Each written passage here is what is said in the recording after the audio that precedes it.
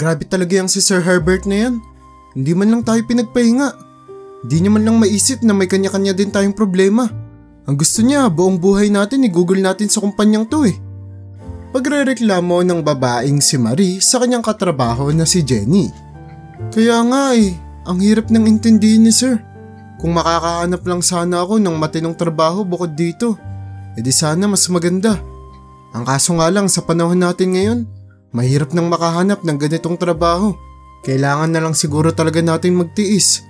Sagot naman ni Jenny sa kaibigan. Napatayo naman si Marie sa kanyang kinauupuan upang kumuha ng kape. Hay nako, bakit pa tayo nabubuhay para magtrabaho lang ng ganito? Sinasakripisyo natin yung maraming oras natin para sa pamilya at mga anak natin, kapalit ng pera. Hindi ko na talaga alam kung tama pa yung mga desisyon ko sa buhay eh. Malungkot na saad ng babae. Ang boss na tinutukoy nila na si Herbert ay isang istriktong boss.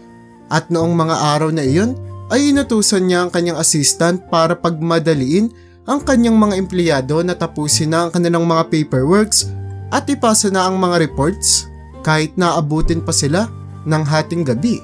Alam mo Jenny, palibhasa kasi yan si Sir. Hindi niya naranasang maging empleyado. Hindi niya naranasang maghirap katulad natin kaya hindi niya alam yung pinagdadaanan natin sa kumpanyang to. Dagdag pa ni Marie, bago siya pabalik sa kanyang desk para tapusin na ang kanyang trabaho. Sige na, magtrabaho na muna tayo. Baka marinig pa tayo ng assistant ni Sir.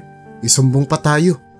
Dagdag pa ni Marie at nagpatuloy na sa kanyang ginagawa. Sa katunayan niyan ay nasanay naman na sila sa pagiging istrikto ni Herbert. Nga lamang kung minsan ay namimiss na rin nila ang kanilang pamilya at mga anak.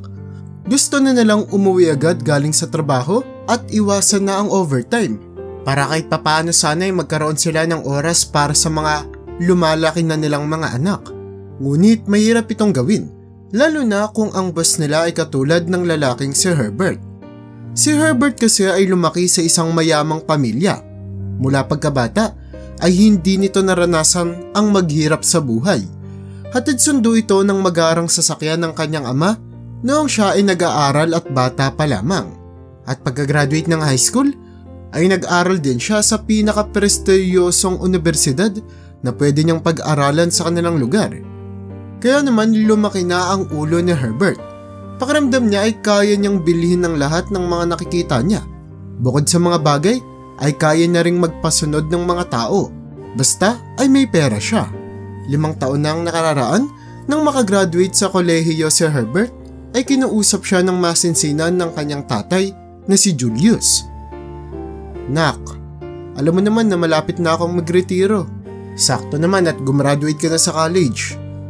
Gusto sana kitang kausapin tungkol sa pagpapatakbo ng kumpanya. Alam mo namang mula bata ka, dito na kita hinuhubog. Kaya ihanda mo na sana ang sarili mo kasi magre-retiro na ako. At ikaw na ang magpapatakbo ng kumpanyang sinimulan ko. Seryosong saad ni Julius sa kanyang anak na si Herbert. Umiling naman si Herbert. Wag muna ngayon dad, hindi pa ako handa. Kagagraduate ko lang sa college oh. Hayaan mo muna akong magpakasaya kahit konti. Gusto ko pang mag-bar hopping. At saka nakaka-stress yung trabaho mo. Hirap na nga ako sa pag-aaral tapos gusto mong pagka-graduate ko mahirapan pa rin ako. Bigyan mo naman ako ng oras. Saad ni Herbert sa tatay niya. Tumango naman si Julius. Nibigyan naman kita ng oras anak.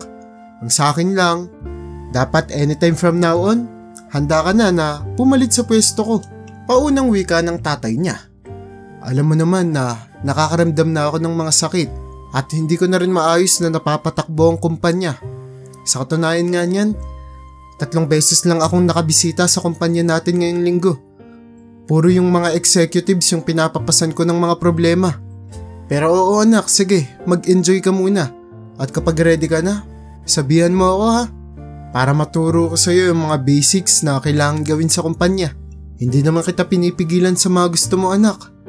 Nakangiting pagpapaliwanag ni Julius kay Herbert. Salamat dad. By the way, aalis na muna ako. Hinihintay na kasi ako ng mga kaibigan ko sa bar. Hiramin ko muna yung Lamborghini mo dad. Gusto ko lang magpa-impress sa kanila. Nangingising wika ni Herbert sa kanyang tatay at agad namang pinahiram ni Julius ang susi niya sa kanyang anak. Basta ingatan mo yan ha. Mag-ingat ka sa pagdadrive mo sa daan. Pagpapaalala ni Julius. Tumango naman si Herbert at tinaas ang kanyang kamay. Sige na dad, thank you ulit. Magpapaalam nito at tuluyan ng umalis. Naging masaya ang gabi para sa lalaking si Herbert. Nagkasiyahan sila hanggang mag-umaga. Tuwang-tuwa din ang kanyang mga kaibigan sa dala niyang Lamborghini. Talaga namang sikat at cool ang tingin nila sa lalaking si Herbert dahil sa kayamanang meron ito. Grabe Herbert, lodi ka talaga. Baka naman minsan pwede mo akong pahiramin yan. Pagbibiro ng kaibigan niyang si James sa kanya. Naku wag na, magasgasan mo pa to. Baka nga kahit isang pinto hindi ka makabili ng ganito eh. Mayabang naman na wika ni Herbert sa kaibigan. Ngunit hindi niya napapansin na na-o-offend na pala ito sa kanya. Nasanay naman na ang kanyang mga kaibigan sa mayabang niyang pag-uugali. Ngunit walang alam si Herbert na pinag-uusapan na pala siya ng mga ito kapag hindi siya nakatingin. Kaya naman noong gabing iyon nang makauwi na si Herbert, dala ang babaeng nakilala niya sa bar, ay muli na naman siyang napag-usapan ng kanyang mga kaibigan.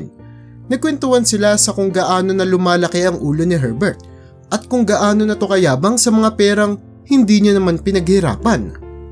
Hayaan mo na James, pakisamahan na lang natin yung mokong na yun.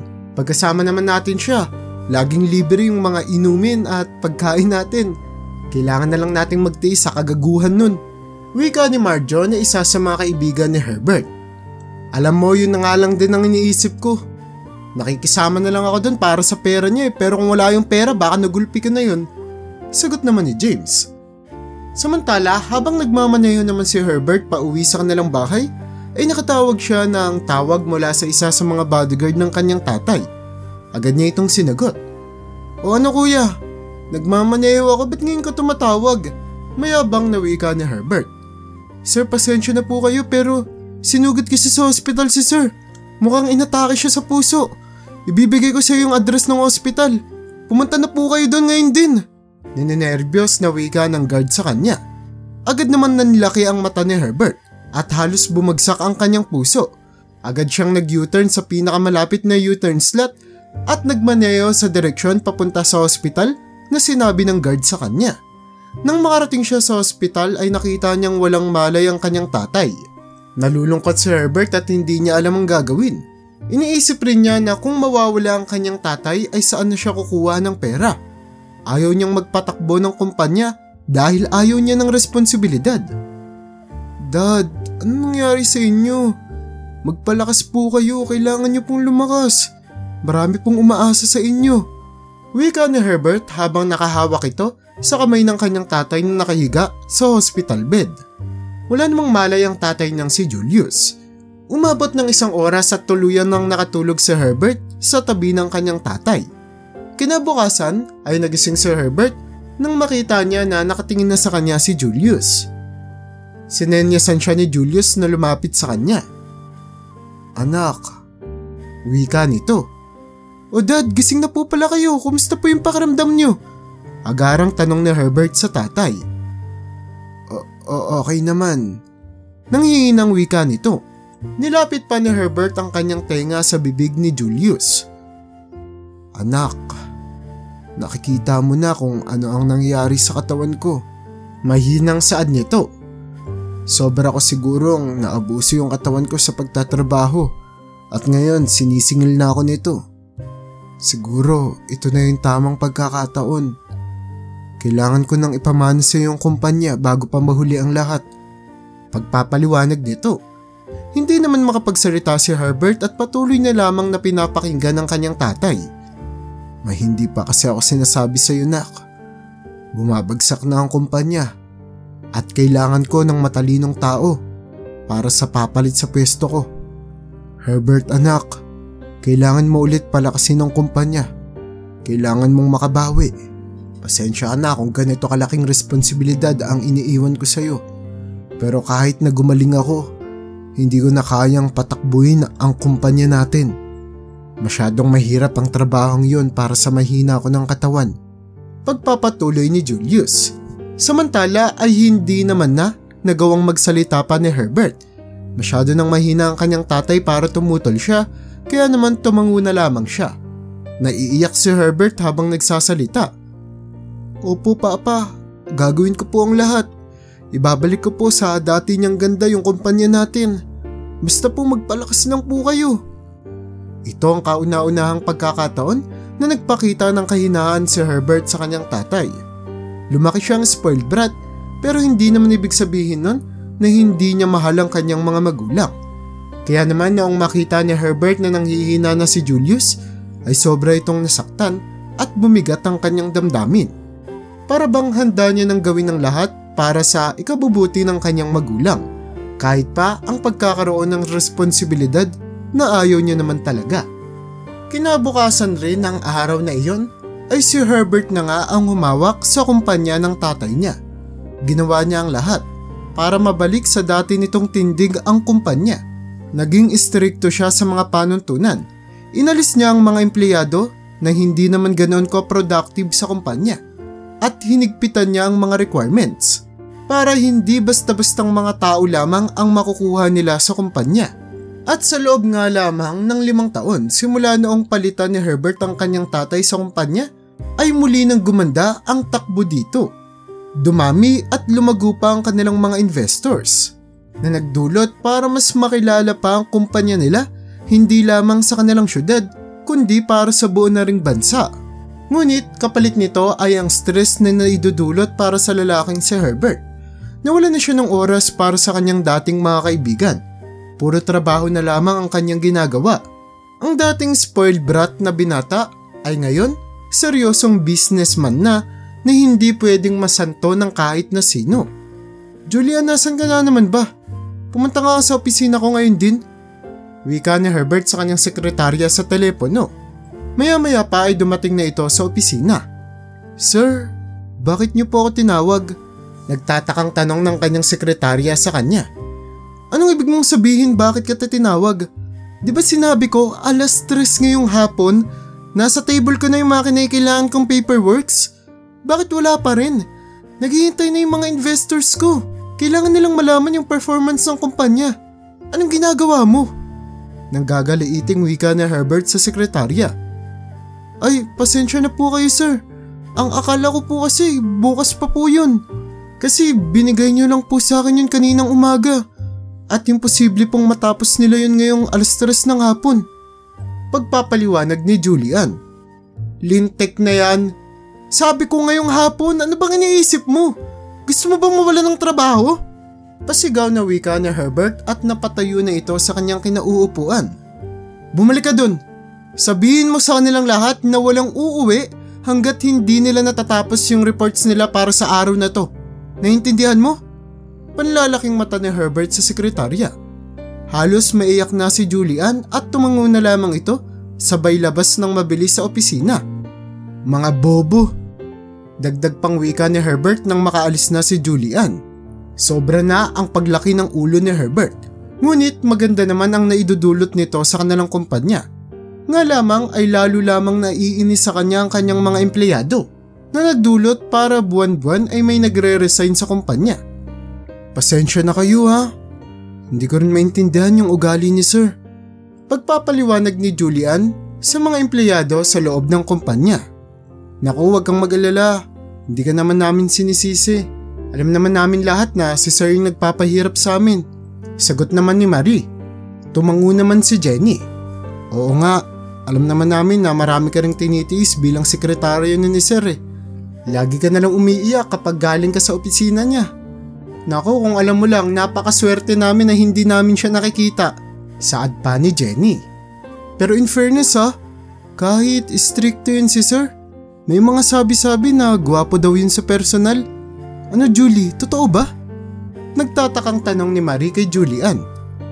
Hindi naman agad nakapagsalita ang sekretarya.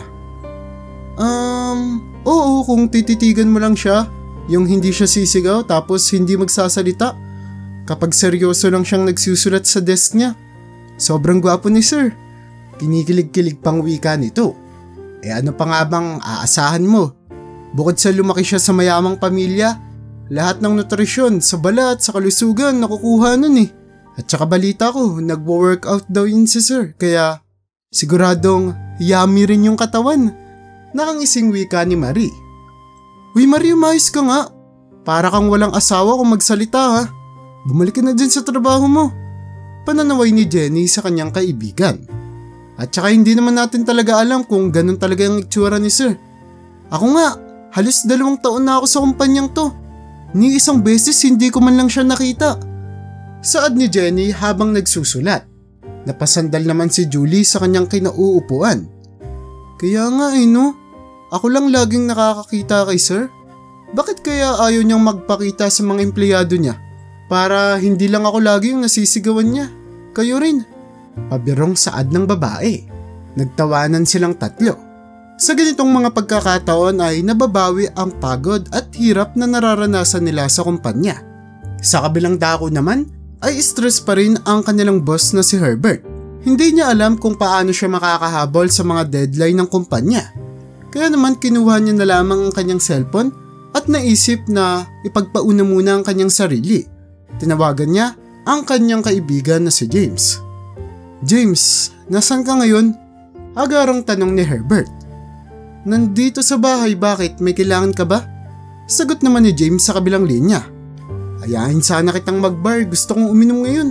Sobrang stress sa trabaho, ayaw ko muna dito. Sagot naman ni Herbert. O sige, on the way na. Ay wait, sunduin mo na lang ako ng sasakyan mo. Madadaanan mo naman yung bahay namin on the way eh. Suggestion ni James sa kabilang linya. Oo na, sige na magbihis ka na. Paalis na ako ng opisina. Saad ng lalaking si Herbert. Habang nagmamaneho si Herbert ay patuloy niya pa rin iniisip ang kanyang trabaho. Pero nilalabanan niya ito. Ayaw niya na malulong siya sa trabaho katulad ng kanyang tatay. Gusto niya rin na maging masaya sa buhay at gawin ang mga bagay na totoong ikakaligaya niya. Nang makarating siya sa bahay ni James, ay laking gulat niya nang makitang kasama nito si Marjo. Oh, nandyan pala si Marjo, buti na lang nandito ka. Agarang wika ni Herbert habang lumalabas sa kanyang magarang sasakyan. Oo pre, tinawagan ko na rin. Boring naman kung minsan na lang tayong magkakasama tapos 2 lang tayo. Pagpapaliwanag ni James. Musta pre? Saad naman ni Marjo. Okay lang. Sagot ni Herbert habang kinakamayan ang kaibigan. Agad silang nagpunta sa paborito nilang bar na pinupuntahan nila simula noong college sila. At tulad ng karaniwan nilang ginagawa, syempre si Herbert na naman ang nagbayad para sa lahat. Mula sa table hanggang sa inumin nila, lahat ito ay sagot ni Herbert. Napakayaman mo na talaga pre. Wika ni James habang iniinom ang mamahaling alak na in-order ni Herbert. Parang dati lang nanghihingi ka pa ng pera sa papa mo ah. Ngayon sarili mo na talaga tong pera. Pabirong saad pa nito. Hindi naman nagustuhan ni Herbert ang tono ng pananalita ni James. Anong ibig mong sabihin? Saad ni Herbert. Wala naman akong ibig sabihin pre. Ang sinasabi ko lang ang layo na ng narating mo. Isipin mo yun, sinong mag-aakala na yung spoiled brat na katulad mo? Magagawa palang magpatakbo ng kumpanya na kasing laki ng kumpanya ng tatay mo? Inaamin ko pre noong una. Hindi kami naniniwala na kaya mong magpatakbo ng kumpanyang yan eh. Kaya, ginulat mo talaga kami. Proud kami sa'yo pre. Diba? Diba Marjo? Wika ni James habang sinisiko ang kanyang kaibigan. Uy James, tumihimik ka na muna, lasing ka na. Huwag ka nang magsalita ng kung ano-ano. Pagpapaalala naman ni Marjo sa kaibigan niyang si James. Anong ibig niyong sabihin na hindi niyo akalain na kaya akong magpatakbo ng kumpanya? Pinag-uusapan niyo ba ako sa likod ko? Seryosong saad naman ni Herbert. Hindi nakapagsalita si Marjo. Ngunit dahil sa kalasingan ay matapang na sumagot si James. Hindi ba halata pre? Dahil lang naman sa pera kaya ka namin kinakaibigan eh. Napaka-arogante mo. Pakiramdam mo lahat kaya mong bilhin. Sa katunayan yan, maswerte ka lang naman kasi hindi ka pinanganak sa hirap. Sigurado ako na kapag napagdaanan mo yan napagdaanan namin ng mga ordinaryong tao lang, baka magpakamatay ka. Sa tingin mo, mahirap na challenge na yung pagpapatakbo ng kumpanya? Pag naranasan mo yung mga nararanasan ng mga normal na tao, imposibleng hindi ka sumuko. Natatawang saad ni James habang umiinom ng alak. Nagawa ko to kasi sinapagan ko sa trabaho. Lahat ng pagsubok na darating sa buhay ko kakayanin ko. Dahil ganong klase akong tao na pinalaki ng tatay ko. Anong ibig mong sabihin na hindi ko kakayanin yung mga pagsubok na pinagdadaanan nyo? Nagtatakang saad na Herbert sa kaibigan niyang si James. Sumingit naman si Marjo. Yung gusto yatang sabihin ni James ay ni minsan hindi ka pa nagkakaroon ng totoong trabaho. Hindi mo pa nararanasan yung mga totoo at normal na trabaho. Tulad ng pagiging kahera, construction worker, o maging empleyado. Ang sinasabi niya ay hindi mo naiintindihan kung gaano kahirap yung mga bagay na yun. Kasi nasanay ka sa luho. Pagpapaliwanag ni Marjo. Napataas naman ang kilay ni Herbert. Ibig niyo bang sabihin na talunan ako? May talunan ba na magmamaneho ng Lamborghini? May talunan ba na may ganito karaming pera sa bulsa niya? Pagtataas ng boses ni Herbert habang pinapakita ang libo-libo niyang mga pera. Oo pre, talunan ka. Alam mo kung bakit?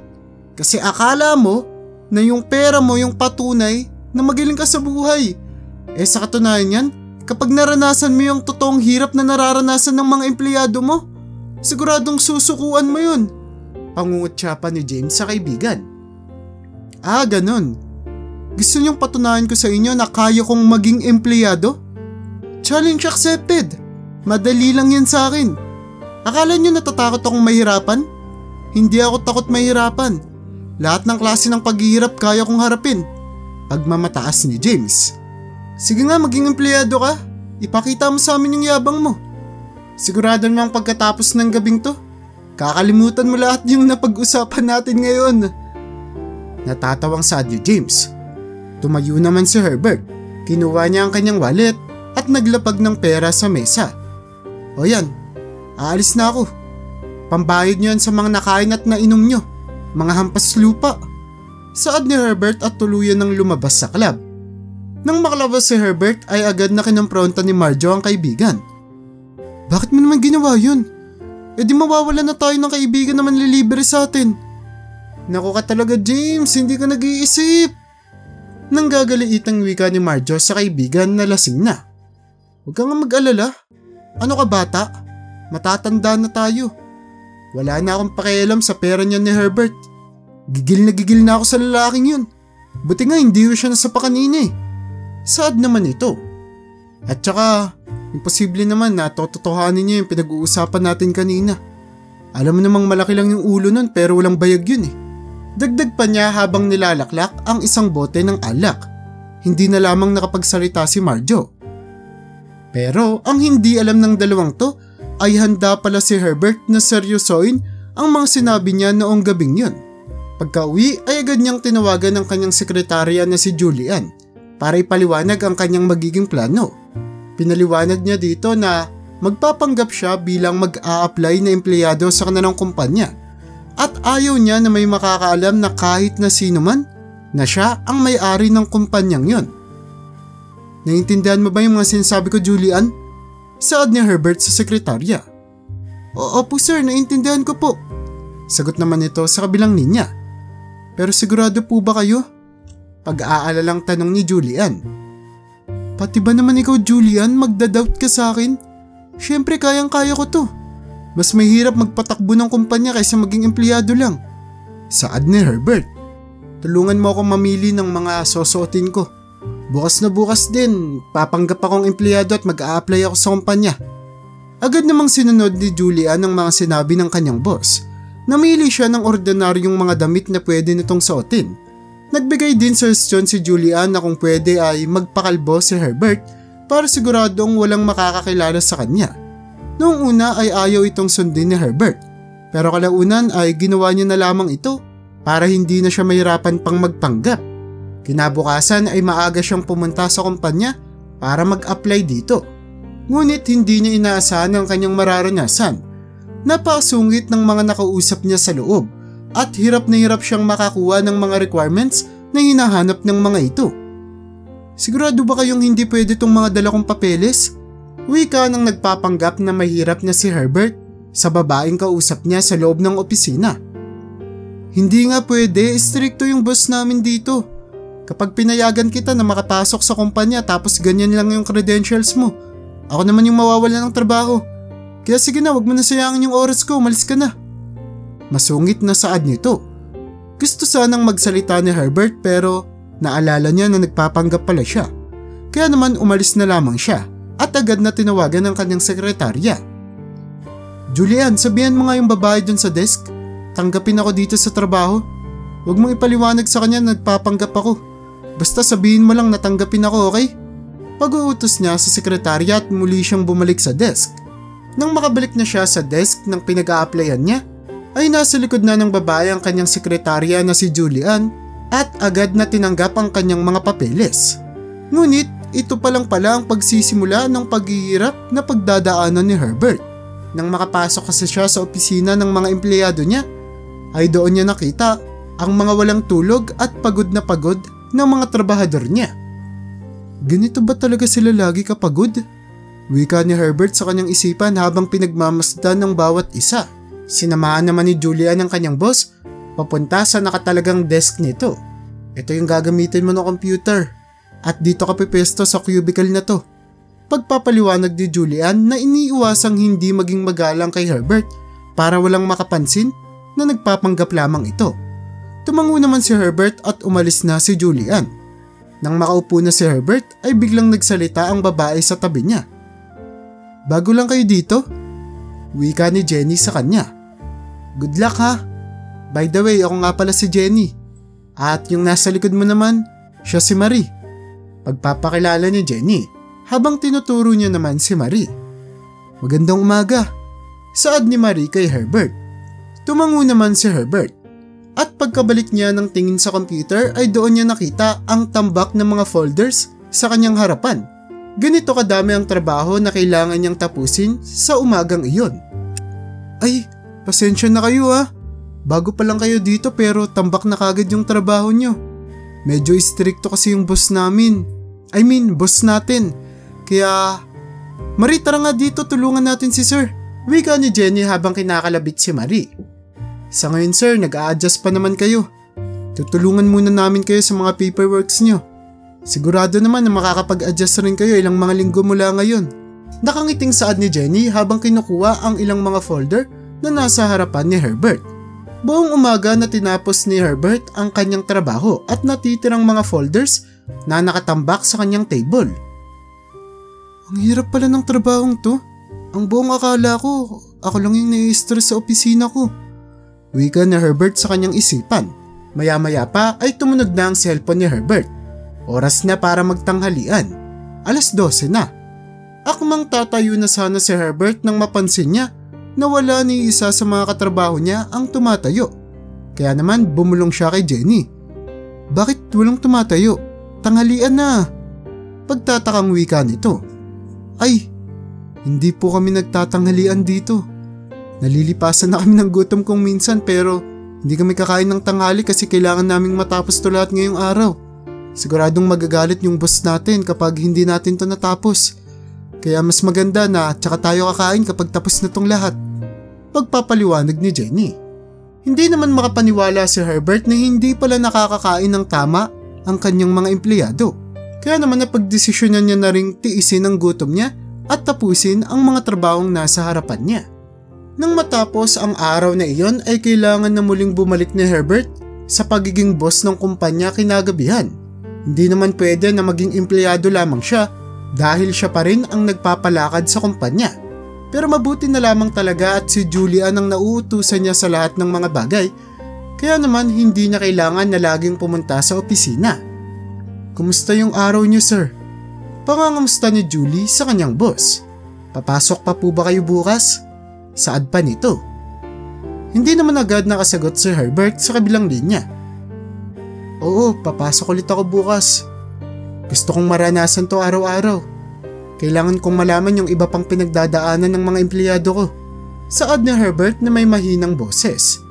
Nagulat naman si Julian dahil kahit isang araw pa lamang ang lumilipas ay tila ba ang laki na ng pagbabago kay Herbert. Kinabukasan, yun nga ang ginawa ng lalaking si Herbert. Pumasok muli siya. Binati niya si Jenny at Marie at dumiretso sa pagtatrabaho. Sa kalagitnaan ng mahirap niyang trabaho, ay napili niyang kausapin si Jenny. Ang hirap ng trabaho dito no? paano pa pag-uwi nyo, edi? Wala na kayong oras sa pamilya nyo. Curious na tanong ni Herbert sa babae. Nako sir, wala na talaga tayong oras para sa pamilya natin. Lalo na ako ngayon. Single mom ako. May isa akong anak. Binabantayan siya ni mama. Pagka uwi ko, tulog na siya. At pagkagising ko naman kinaumagahan bago pumasok, tulog pa rin siya. Kaya sa katunayan yan, hindi na kami nagkikita ng anak ko sa hektik na trabaho ko. Malungkot na pagpapaliwanag ni Jenny. Naawa naman si Herbert sa sinabi niya. Bakit hindi ka nagre-resign? Tanong ng lalaki. Hindi ko kayang mag-resign. Wala nang tumatanggap sa katulad kong isang single mom. Sa katunayan nga niyan, hindi ako makakapasok sa kumpanyang to kung sakaling napatupad na yung requirements na ginawa ng boss natin. Bago kasi ako pumasok dito dati, medyo maluwag pa eh. Pero ngayon, napakahirap nang makapasok dito. Kaya iniisip ko na lang na blessings to. Ayoko na lang din mawala. Kaya pinagtitiisan ko na lang. Wika ni Jenny at bumalik na sa pagtatrabaho. Umabot ng 1 buwan ng pagpapanggap ni Herbert bilang empleyado sa kumpanya niya. At sa loob ng mga panahong ito ay sobra siyang naging malapit kay Marie at Jenny. Ngayon, bukod sa pustahan nilang magkakaibigan, ay mas natuto na siya sa paghihirap na pinagdadaanan ng kanyang mga empleyado. Hindi kasi siya makapaniwala na kahit hirap na ang kanyang mga trabahador, ay nagagawa pa rin itong maging mabait sa kanya sa loob ng mga panahon na nagpapanggap siya. Wala ni isa sa mga ito ang minaliit siya. Bagkos ay pantay-pantay ang tingin nila sa kanilang mga sarili. Hindi katulad niya na lumaki siya bilang mayabang, mapagmataas na tao at handang mang-apak ng iba para sa sarili niyang kagustuhan. Kaya naman nalalapit na ang panahon ng pag-amin ni Herbert. Isang gabi nang pauwi na si Jenny at Marie ay inaya nila si Herbert na tumambay sa bahay ni Jenny. Tara na, sumama ka na kasi. Minsan lang to oh. Patapos na yung buwan. Swelduhan na. Deserve naman nating sumaya kahit papaano. At saka hindi naman tayo iinom ng alak, tatambay lang tayo kila Jenny. Magkikwentuhan tayo sa rooftop nila. Masaya dun. Nakangiting wika ni Marie kay Herbert. Tumango naman si Herbert. Ayusin ko lang tong desk na to tapos susunod na ako. Pagpapaalam niya. O sige, hintayin ka namin sa gate ha. Wika ni Jenny habang kumakaway sa kanya. Nang makarating na sila sa bahay ni Jenny, ay namangha si Herbert sa ganda ng gabi na nakita niya sa rooftop nila Jenny. Tanaw na tanaw niya kasi ang bawat mga gusali sa syudad. Uy, okay ka lang ba? Parang ngayon ka lang nakakita ng ganito kagandang gabi ha. Wika ni Jenny kay Herbert. Noong mapansin nito na nanlalaki ang mata ng lalaki. Sa katunayan yan. Oo, ngayon lang ako nakakita ng ganito kagandang gabi. Hindi ko alam na ganito pala kaliwanag yung mga ilaw sa syudad kapag gabi na. Namamanghang wika ni Herbert. Nagtawa na naman si Jenny at Marie. Ano ka, anak ka ba ng milyonaryo? Yung tipong hindi kayang tumambay sa rooftop kasi sakay-sakay ng mamahaling sasakyan tapos nagbu-broom-broom kasama yung mga barkada? Pangaasar ni Marie. Napatahimik naman si Herbert. Tumingin siya sa dalawang babae. Look guys, sobrang saya ko na nakilala ko kayong dalawa. Inaamin ko na ang laki ng pagbabago sa buhay ko dahil sa inyo. Seryosong saad ni Herbert na ikinugulat nilang dalawa. Uy teka nga, bakit sobrang naging seryoso mo naman? Saad ni Jenny. Ano bang problema? May gusto ko bang aminin sa amin? Natatawang saad pa nito. Sa katunayan yan, oo. Meron akong gustong sabihin sa inyo. Ako si Herbert. Pag-amin ng lalaki. Oo nga, ikaw si Herbert. Kapangalan mo yung boss natin. Sagot naman ni Marie. Tumingin ulit ng diretso si Herbert. Hindi, ako si Herbert. Ako yung boss natin. Pag-amin pa ng lalaki. Ngunit kahit seryoso siya sa kanyang mga sinasabi, ay pinagtawanan lamang siya ni Jenny at Marie. Uminom ka ba? Nakainom ka ba ha? Umayos ka nga. Wala kaming oras para makipagbiroan sa'yo. Sige na, kumain na muna tayo.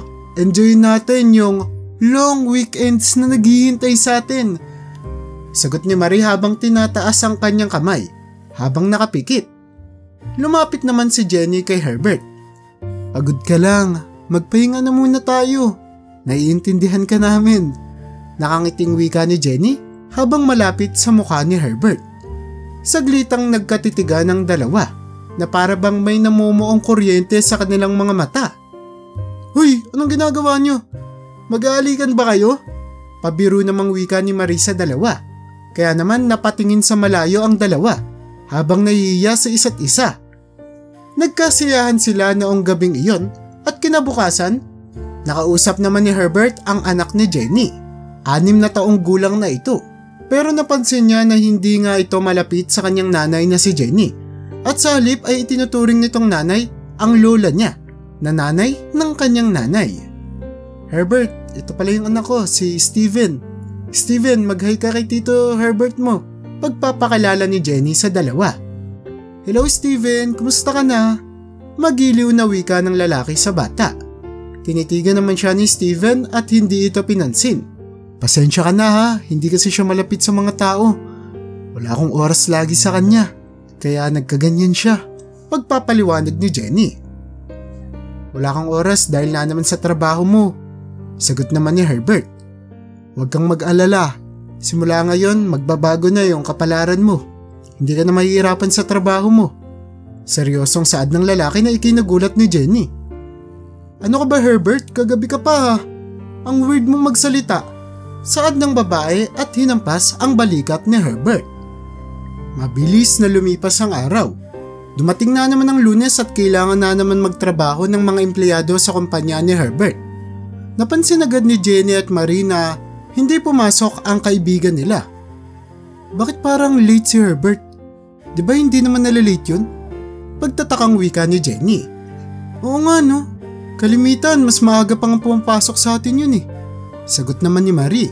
Nagtataka na ang dalawa kung nasaan na nga ba ang kanilang kaibigan hanggang sa may lalaking pumasok sa kanilang opisina. Napatayo ang lahat. Nasa likod ng lalaking ito ang sekretarya na si Julian. Nakasuot ng magarang kasuotan ng lalaki. Meron itong relo na kulay ginto at mayroong seryosong ekspresyon. Si Herbert yun ah, wika ni Jenny kay Marie.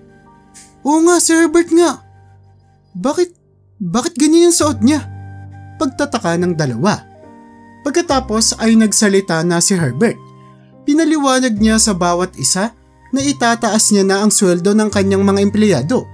Babawasan niya na rin ng oras ang kanilang pagtatrabaho. Bibigyan niya pa ng benefits ang mga empleyado niya na kalimitang nag-o-overtime. Dadagdagan ko yung araw ng leave niyo para mas maraming oras niyong makakasama yung mga pamilya niyo. At pagkatapos, kayo na rin ang mamimili ng oras na gusto niyong magtrabaho. Basta may laptop kayo, pwede kayong magtrabaho sa bahay niyo. Gawin natin tong mas madali para sa lahat. Nakangiting wika ni Herbert at hindi naman makapaniwala ang lahat. Napatingin si Herbert sa kanyang kaibigan na si Jenny at Marie. Minsan lang ang buhay. Huwag natin to sayangin sa pagtatrabaho. Mas bigyan natin ng panahon at oras yung mga taong mahal natin. O sige na, bumalik na kayo sa trabaho. At huwag nyo kalimutang magtanghalian ha. Araw-araw may ihahanda na pala akong tanghalian para sa ating lahat. Para hindi tayo nalilipasan ng gutom. Pagtatapos na wika ni Herbert at bumalik na ito sa kanyang opisina. Hindi naman makapaniwala ang magkaibigan na si Jenny at Marie na totoo nga ang sinasabi ni Herbert nakaraang gabi. Siya nga ang may-ari ng kumpanyang pinagtatrabahuan nila. Pero kahit na pinakita na ni Herbert ang tunay niyang posisyon sa kumpanya, ay hindi naman nawala ang pagkakaibigan nilang tatlo. Nasa katunayan nga niyan ay mas lalo lamang itong lumalim. Pagkatapos nilang magtrabaho ay kalimitan silang nagkikita para kumain sa labas o tumambay sa bahay ni Jenny. At wala nang hihilingan pa si Herbert sa pagkakaibigan na mayroon silang tatlo. Napapansin naman ni Marie na nagkakamabutihan na si Herbert at Jenny. Pero naisip niya na wag nang asarin ng dalawa at hayaan na lamang sila na mas lumalim pa ang nararamdaman sa isa't isa. Samantala, hindi naman nakalimutan ni Herbert na pasalamatan ang kanyang kaibigan na si Marjo at James na nagpakita sa kanya sa totoong pinagdadaan ng hirap ng ordinaryong mga tao. Hindi inaasahan ng dalawa na manghihingi ng sorry at magpapasalamat si Herbert sa kanila. Ngunit dahil sa nangyaring yon, ay mas lalo lamang tumatag ang kanilang pagkakaibigan at mas naging totoo na sila sa nararamdaman sa isa't isa. Pasensya ka na rin, Herbert, nasabi ko sa'yo yun. Masaya ako na positibo yung nadulot sa'yo ng bagay na yun. Sa wakas, magkakaroon na kami ng kaibigan na mas mabait, pero mas mayaman. Pabirong saad naman ni Marjo at nagtawanan ng tatlo.